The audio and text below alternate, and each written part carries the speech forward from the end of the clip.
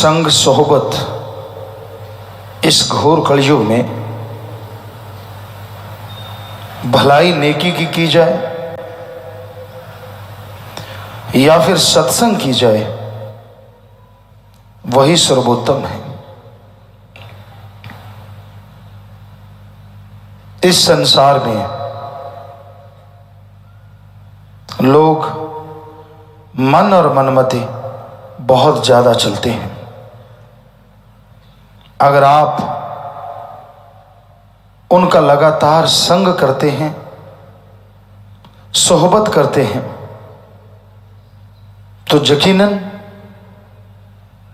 आप भी मन के हाथों मजबूर हो जाएंगे। इंसान के अंदर जब मन शैतान हावी होता है तो वह बहुत ही शातिर हो जाता है, और उसकी जो बात सुनते हैं, हाँ में हाँ मिलाते हैं, वो भी उनकी शातिराना चालों में आ जाते हैं, क्योंकि वो बातें ही ऐसी लच्छेदार करते हैं, बातें ही ऐसी घुमा घुमा के करते हैं कि इंसान उनसे बच नहीं पाता। इसलिए जितना संभव हो, जितना हो सके, ऐसे लोगों से बच के रहो।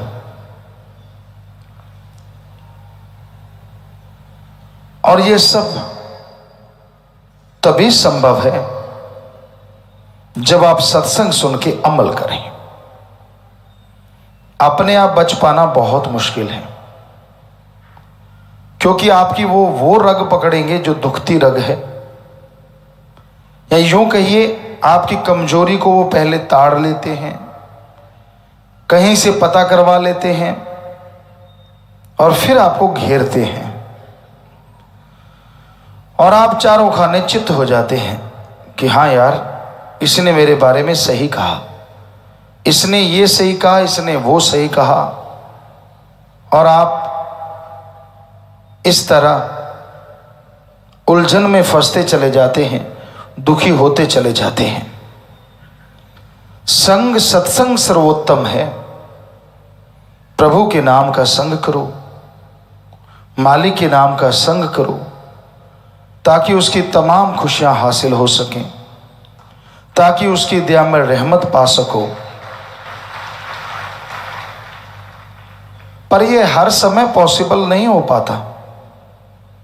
आप समाज में रहते हैं, अपना काम धंधा करते हैं, कारोबार करते हैं, तो उसमें तो सत्संग हर पल सुनना बड़ा मुश्किल है। तो उस समय एक बात हमेशा दिलो दिमाग में बिठा के रखो, जो भी गलत आंसर हो, जो मन के सताए हों, प्यार से कोशिश करो कि वो राम नाम में लग जाएं। लेकिन आपको लगता है कि नहीं, वो तो हद पार कर चुके हैं, तो उनसे किनारे से अच्छा कोई और हो नहीं सकता। किनारा कर लीजिए, क्योंकि तकरार होगी, झगड़ा होगा, उनका हो ना हो आपका भी नुकसान जरूर होता है, आपको फील होगा। तो झगड़ा करने से कोई बात का हल नहीं होता। श्रवण करते रहिए, मालिक से दुआ करते रहिए कि मालिक भला कर, मालिक नेक कर।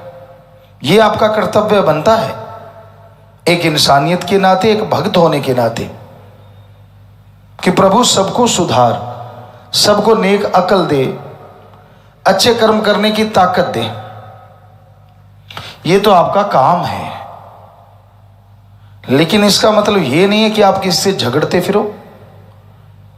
कई इतने मनमते लोग होते हैं, टस से मस नहीं होते। आप जो मर्जी समझा लो, जो मर्जी कह दो, आगे से सुनने को मिलेगा आपसे ज्यादा मुझे ज्ञान है। आपको एक उदाहरण दिया करते हैं कि एक जमींदार घोड़े पे चने लाद रहा था। पुराने समय की बात, घोड़े के ऊपर चाटी, बोरा, कुछ भी बोलिए उसको, वो डालते थे तो एक तरफ वो एक तसला भर के चने का डालता था, दूसरी तरफ एक रेते का डालता था। एक सज्जन दूर से खड़ा देख रहा था, उसको दुख लगा, वो पास आया, कहने लगा यार ये क्या कर रहा है, तो घोड़े के एक तरफ चने डाल रहा है, एक तरफ रेत डाल रहा है। कहता तेरे समझ में आने वाली बात नहीं। कहता फिर भी बता तो सही। कहता ऐसा है, इधर मैं 20 किलो चने डालता हूँ, 15 किलो चने डालता हूँ, तो दूसरा रेत इसलिए डालता हूँ ताकि बैलेंस रहे। तो वो समझदार था दूसरा जमींदार, वो कहने लगा भाई अगर बैलेंस ही करना है तो 15 किलो चने इधर डाल, 15 किलो चने इधर डाल दे। अब तू 2 मन चने लेके जा रहा है, लेकिन घोड़ा 4 मन वजन उठाएगा बेचारा, क्या फायदा। अब समझने वाला होता तो मान जाता कि भाई सही कह रहा है, इसमें गलत क्या है।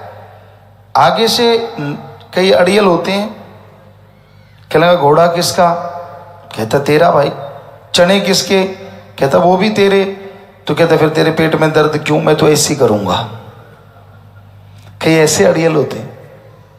आप कहते हो नशा मत करो, कहता तेरे बाप की पीता हूं। झगड़ने को तैयार हो जाते हैं, तो उनके लिए तो दुआई की जा सकती है, झगड़ा थोड़ी ना करना है। हमारा काम दुआ करना और समझाना तो जरूर है, लेकिन तकरार से दूर रहना है। इसलिए सत्संग ही एकमात्र उपाय है जिसको सुनने से, जिसको अमल में लाने से आप मन और मनमते लोगों से बच सकते हैं। दुनिया में रह के बिजनेस व्यापार हर कोई करता है, करना पड़ता है। खेती बाड़ी है, कोई भी बिजनेस व्यापार आप करते हैं, जीने के लिए पैसा चाहिए और पैसे के लिए कमाना। कड़ा परिश्रम, मेहनत, हक हलाल, दसानों अधिकृत कमाई। पर उसमें ठगी ना मारो, बेईमानी ना करो। थोड़ा आएगा लेकिन उसमें इतना सुकून आएगा, इतना चैन आएगा, कहने सुनने से परे।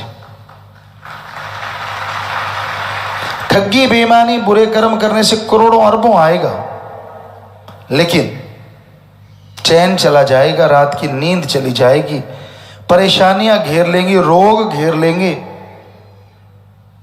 और एक दिन ऐसा आएगा आप अकेले रह जाएंगे, बाल बच्चे भी छोड़ जाते हैं। तो किस लिए करते हो आप? देखते नहीं क्या दुनिया का हाल? हमारे देश में हुआ ही नहीं करते थे अनाथ आश्रम, और आजकल भरमार है। किस लिए? क्योंकि बच्चे बड़े हो गए, हक जताते हैं, नहीं देते तो छीन लेते हैं, और आपको अनाथ आलय में भेज देते हैं कि वहीं रहिए। आपके हम उम्र लोग वहां रहते हैं, कई बेचारे अकेले ही तड़फते रहते हैं। बहुत बार खबरें मिलती हैं, दिल्ली में सुना, महानगरों में और भी जगह जगह सुना है कि भाई ये तो वरिष्ठ नागरिक था, बुजुर्ग थे, अकेले रहते थे, बच्चे विदेशों में गए थे या कहीं और देश के कोने में थे, और पीछे से कोई लुटेरा उनको खत्म कर गया, अकेले ही थे, किसी को पता ही नहीं चला। बहुत सी ऐसी खबरें सुनने को मिलती हैं। क्यों अकेले थे? क्या वो अकेले रहना चाहते हैं? क्या उनका दिल नहीं करता कि अपनी औलाद के साथ रहने को? करता है, लेकिन कोई समझे तब ना। तो इस घोर कलयुग में ये बातें आम है, किसी एक के साथ नहीं है, ऐसा आम बात है, ये आम बात। तो हम यही पूछते हैं, फिर ठगी, बेईमानी, भ्रष्टाचार करते किसके लिए हो? सोचा तो करो। उस औलाद के लिए जो पल में छोड़ के चली जाती है, अपने शरीर के लिए जब तक चलता है सही है, और चलना बंद हो गया तो खोटा पैसे के मोल कुछ नहीं रहता। हमारी संस्कृति मरती जा रही है। पहले होता था ये कि बच्चे छोटे हैं, टट्टी पेशाब चारपाई पे करते हैं, सभी करते रहे हम। माँ बाप उठाते थे, सुखी जगह लिटाते थे, वो तो आज भी है। लेकिन बाद में क्या होता था, जब माँ बाप बूढ़े हो जाते थे, बेहद बूढ़े, बुजुर्ग चारपाई पे लेट जाते, तो बच्चे फिर अपने माँ बाप का ऋण उतारते थे, वैसे संभाल करते थे जैसे बचपन में माँ बाप ने की। ये है हमारी संस्कृति जो पूरी दुनिया में नहीं है। लेकिन आज के बच्चे तो जी आधुनिकता के दौर में इतने पागल हुए फिरते हैं, जिनका वो आधुनिकता अपना रहे हैं वो उस आधुनिकता से उकता चुके हैं। विदेशों में वो तौबा कर चुके हैं, उनको शांति चाहिए। लेकिन इधर वाले कहते हैं हमें अशांति चाहिए, कि आपने जो प्रयोग किया है चाहे अशांति मिली, हम पहनेंगे वो चीज़ें, हम खाएंगे वो चीज़ें, हम करेंगे वो व्यवहार। नहीं नहीं, हमारी संस्कृति बहुत महान है, रिच है। तो इसलिए हमारा फर्ज सच्चा संग, सत्संग से बढ़ के कोई हो नहीं सकता। जहां शिक्षा मिलती है जिंदगी जीने की, या शिक्षा मिलती है कदम कदम कैसे चलें, हर कदम कैसे बढ़ाएं, उसको बढ़ाने की। कोई नहीं सिखाएगा दुनिया में आपके भले की बात।